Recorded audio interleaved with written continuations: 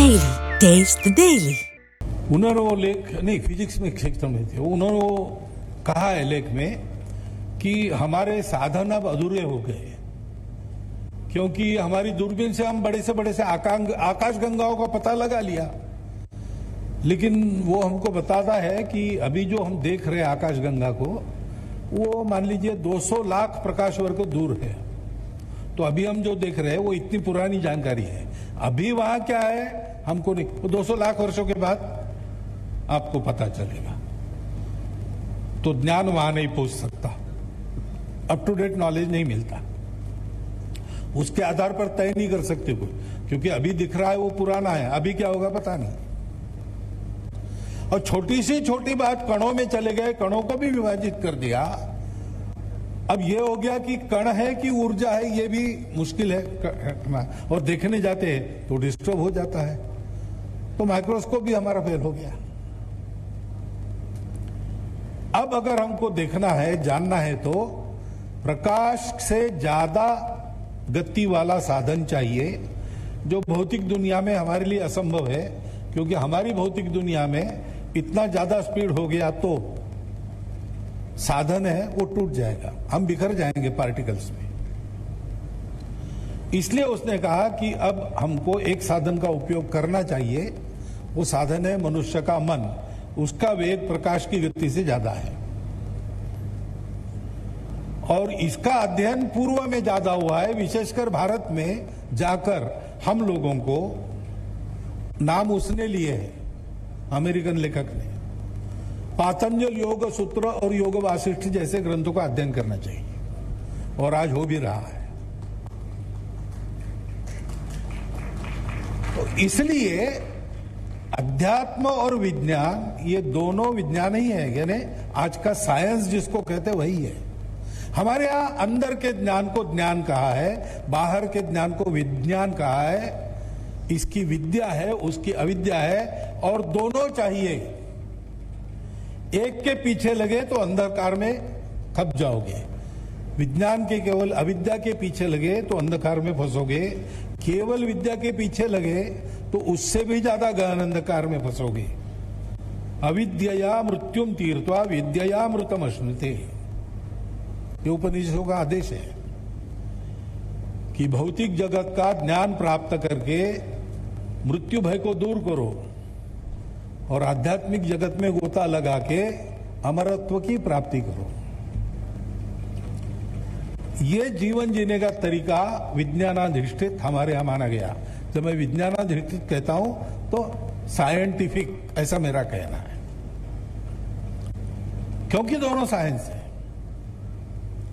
और इसलिए भारतीय ज्ञान परंपरा का उल्लेख हुआ।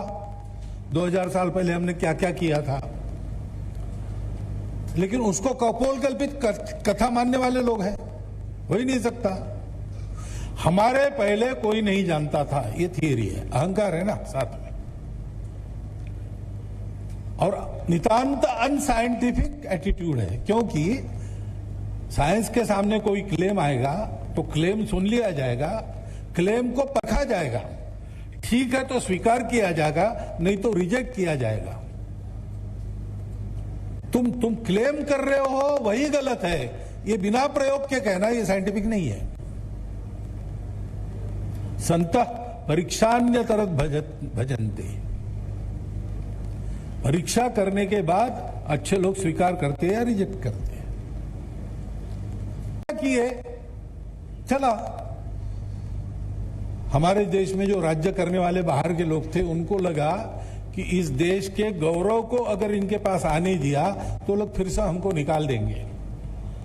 तो इनको सदा आत्महीन बना के रखना चाहिए ताकि इनका कोई गौरव स्वाभिमान न हो। और इसलिए हमको उन्होंने यही बताया कि तुम्हारे पूर्वज नितांत अनपढ़ लोग थे, कुछ नहीं जानते थे। तुम्हारे वेद उपनिषद, जो सारा प्राचीन तुम्हारा ज्ञान भांडार है, चतुर्वेदा पुराणानि सर्वोपनिषद तथा रामायणम भारतम च गीता सद्दर्शनानि च जैनागमा त्रिपिटका गुरु ग्रंथ सतांगिरा, ये जो ज्ञान निधि है वो तुम्हारा ज्ञान निधि नहीं है, वो भांग की नशे में तुम्हारे लोग बड़बड़ाए, उसको ही लिख के रखा है। तुम्हारे सारे ग्रंथों में को एक तरफ रखा और हमारी लाइब्रेरी का एक पुस्तक सामने लाया तो वो बहुत कम हल्का है। इस अहंकार के साथ हमको ये पढ़ाया गया कि है नहीं कुछ। लेकिन अब सोच रहे हैं बहुत कुछ है, मिलता है, तो कैसे खोजा होगा? तो एक मेथड है, पाया है और वो सत्य। आज के विज्ञान के निकषों पर भी वो सत्य है, अनुभव पर तो परंपरा से सत्य ही चल रहा है।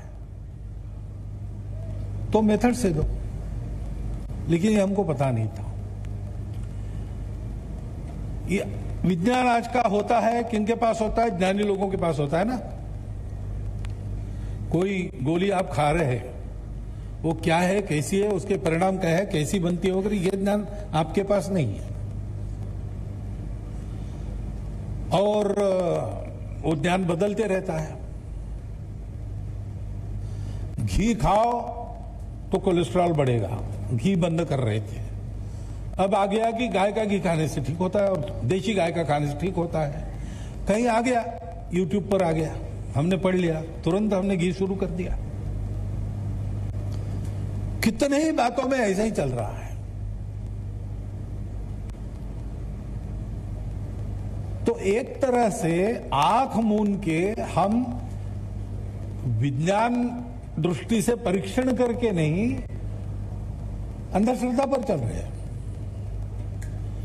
जैसे पुराने परंपरा में अंधश्रद्धा रूढ़ियां है, उन पर चलते हैं, वैसे ही इधर भी चल रहे हैं। क्योंकि ये विज्ञान पहुंचा नहीं। अपने देश में उसका एक कारण भाषा भी है। पराई भाषा में विज्ञान है, सब तक पहुंचना मुश्किल है।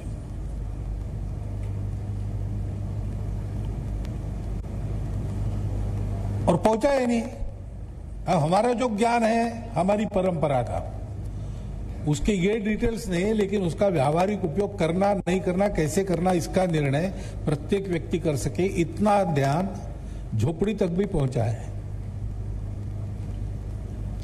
इसीलिए दादी या नानी पोते को कहती है, भैया सूर्यास्त हो गया, पेड़ को हाथ मत लगा, पेड़ सोते हैं।